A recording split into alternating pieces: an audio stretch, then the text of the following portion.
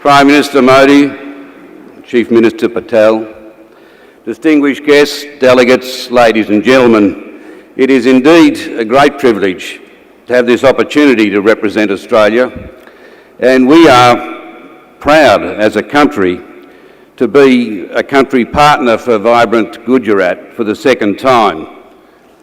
And given that Prime Minister Modi was in my hometown of Melbourne just 2 months ago, it is indeed a privilege also for me to visit Mr Modi's hometown.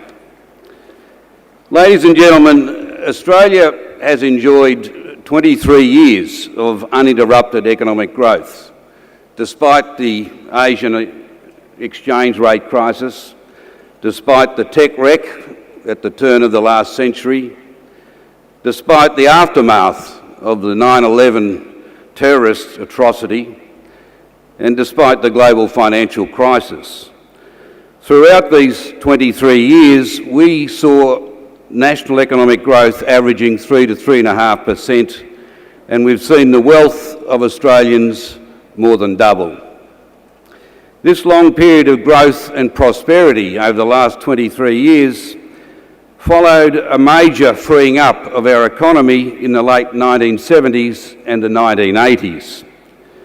The highly centralised and regulated economy of the first 75 years of the last century in Australia was replaced with major deregulation. Deregulation and freeing up of financial and currency markets, deregulation of agricultural marketing, large-scale tariff reductions with tariffs now averaging just over 2%.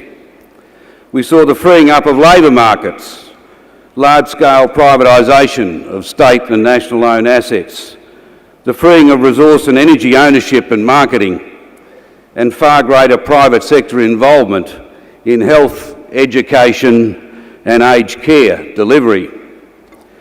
This major freeing up of our economy has meant that as unexpected shocks have occurred to our country, or as markets have risen or fallen, capital and labour has moved rapidly to more profitable areas of our economy. This flexibility has been an essential part of our growth and resilience, and such reform, importantly, has enjoyed broad support of both major political forces in Australia. We assess that the Gujarat model, has followed such a deregulatory growth path, and it is a huge credit to Prime Minister Modi, who of course had previously was the Chief Minister of Gujarat, and to the continuing leadership of Chief Minister Patel. This growth path in Gujarat, which has further to go as we have in Australia, is nevertheless a sign of where India is going now that Mr Modi is Prime Minister of India. In this regard, Australian business is very excited about the vision that Prime Minister Modi has for India, and it's why this week I'm leading a delegation of 450 of our business leaders for vibrant Gujarat and for what we call Australia Business Week in India. The companies that have accompanied me represent the very best Australia can offer in resources and energy, food and agribusiness, education, infrastructure, healthcare and medical research, tourism, sports, cultural services, transport and water. It is our intention to build our relationship, which has been a long-standing one, to another level, but in a very broad way.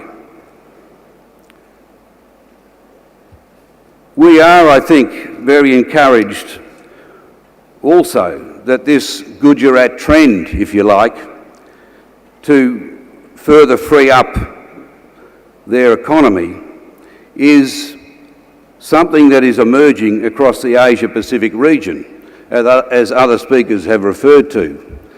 So much so that the OECD has predicted that the 600 million people who currently make up the middle class across the Asia-Pacific will balloon, will explode, will grow to 3 billion, from 600 million to 3 billion people in the middle class in our region by 2040, 2045.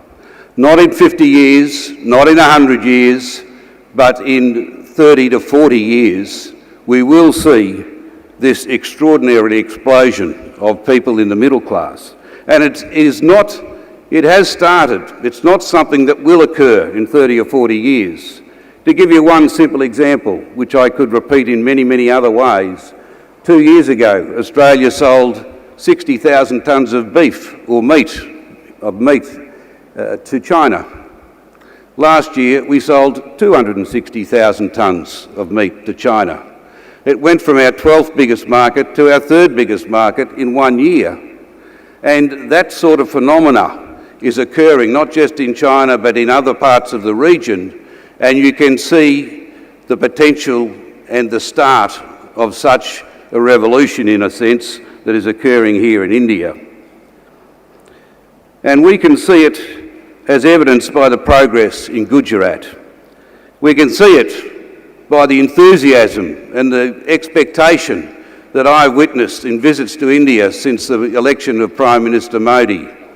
I've seen it with the diaspora of 500,000 Indian Australians and the enthusiasm that they have to link and be a part of what is starting to emerge in an economic and social sense in this great country. As part of these extraordinary developments across the region, India is on the cusp of a transformation that will see hundreds of millions removed from poverty.